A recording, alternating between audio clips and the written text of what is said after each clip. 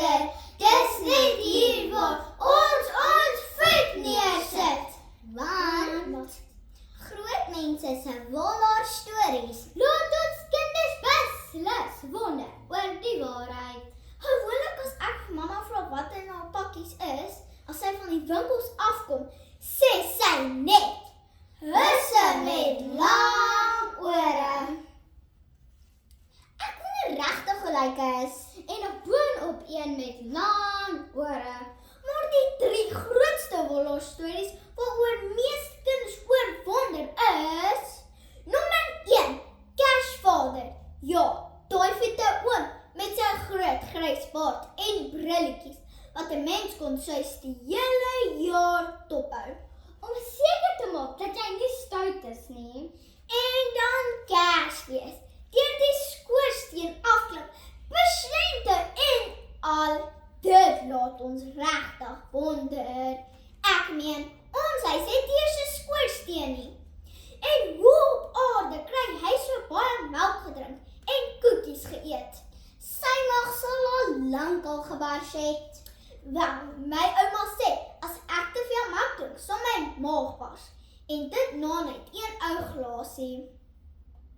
Boonop lees ek in mamma se tydskrif die huisgenoot van 20 Maart 2025 dat 'n baie slim tannie, 'n bekende spelterapeut van Centurion, Wieska Boon in die artikel Hoe leuns kinders raak, sê dat ouers moet besef wat so skade leuns kinders kan aandoen. Maar so leer ons kinders dat dit mos reg is om Wollos stories leuns te vertel.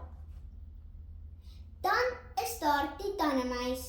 Tannie Karika Kesenkamp, die bekende sangeres, sing 'n lekkere album Kinderland, wat sy in 1993 vrygestel het, van hoe die Tannemuis in ons kombuis woon. Wag vir tande, omdat hy wil 'n fietjiekasteel daarmee bou. Die kasteel moet daarom baie stink, veral as die kinders nie gereeld hulle tandborsel nie. Maar wie is die Tannemuis geland nou regtig? Met my laaste tand vind ek my tand so ewe die volgende oggend op mamma se kas en vind skielik 'n briefie wat sê dat hy uit sy rugsak uitgeval het toe die kat hom gejaag het. Maar wat my die meeste verbaas het, is dat daar vir my spaargeld verdwyn het. Juist die ons wat jy help by die tandmuis kry. En ek vind boonop Sneekie, my kat, sal lankal opgevreet het as hy in ons huis ingekom het, want sy is vreeslik rats en hardloop so vinnig soos die wind. So Tannemuis sal nie 'n kat se kans gestaan het nie. Dan is daar die Basas. Onthou julle dat daai gawe oom Donnie van Dashpin Farm, toe aan die begin van die jaar daar was, vir ons leer dat hosse soogdiere is. Dit beteken mos, hulle lê nie eiers nie. Wat nog te sê van sjokolade-eiers? Hy roep die hele wêreld vol en gooi paaseiers oral, maar sy mandjie raak net nooit leeg nie. En sjoe, ek wil tog nie paaseiers eet nie, want dis van blind sjokolade gemaak.